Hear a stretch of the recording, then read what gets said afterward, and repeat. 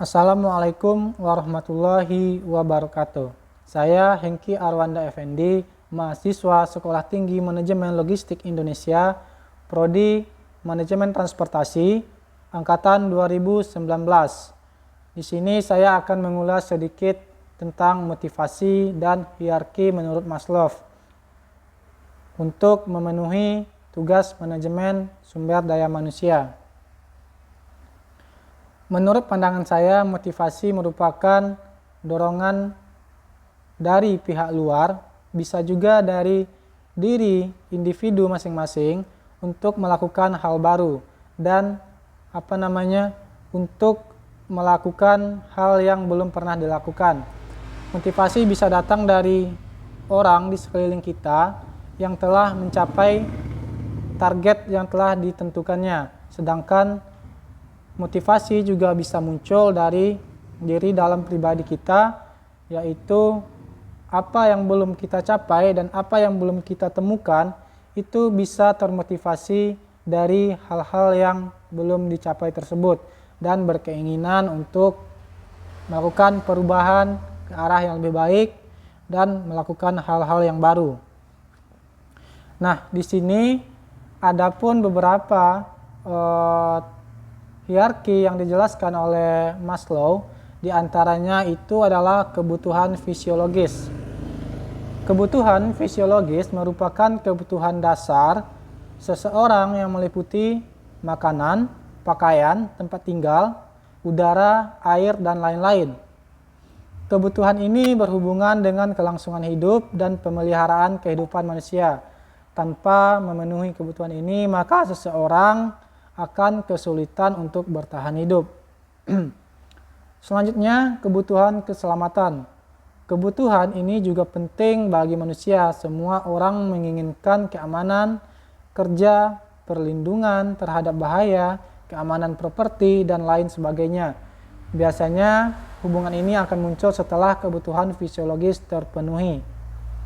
Selanjutnya, ada kebutuhan sosial. Kebutuhan sosial ini muncul dari masyarakat, merupakan makhluk sosial sehingga butuh untuk berinteraksi dengan manusia lainnya. Kebutuhan ini menjadi penting karena manusia pada hakikatnya tidak bisa hidup sendiri atau tidak bisa hidup secara individu, melainkan hidup secara berkelompok dan saling membutuhkan pertolongan orang lain. Manusia butuh orang lain sebagai makhluk untuk berinteraksi, komunikasi, misalnya berpasangan atau ada rasa sayang, rasa memiliki, persahabatan, percakapan, dan lain sebagainya. Yang keempat ada kebutuhan penghargaan. Menurut Maslow, kebutuhan penghargaan ini berhubungan dengan keinginan untuk menghargai diri sendiri, pengakuan dan rasa hormat dari orang lain. Sebagaimana manusia sebagai makhluk sosial, maka seseorang akan merasa bahwa dirinya ingin dihargai oleh orang lain. Seseorang ingin merasa dibutuhkan oleh orang lain dan ingin orang lain melihat dirinya sebagai seorang yang berguna. Dan yang terakhir,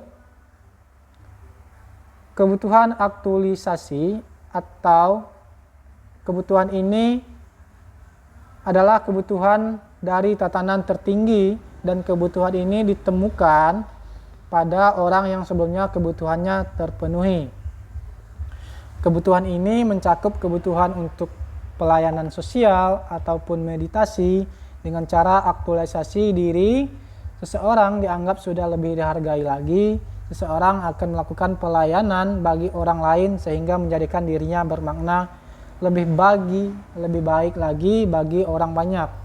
Nah, untuk penerapan kebutuhan aktualisasi ini bisa juga diterapkan pada perusahaan tempat seseorang bekerja, karena di sini menyebut dan menyinggung kebutuhan ini mencakup kebutuhan untuk pelayanan sosial atau meditasi.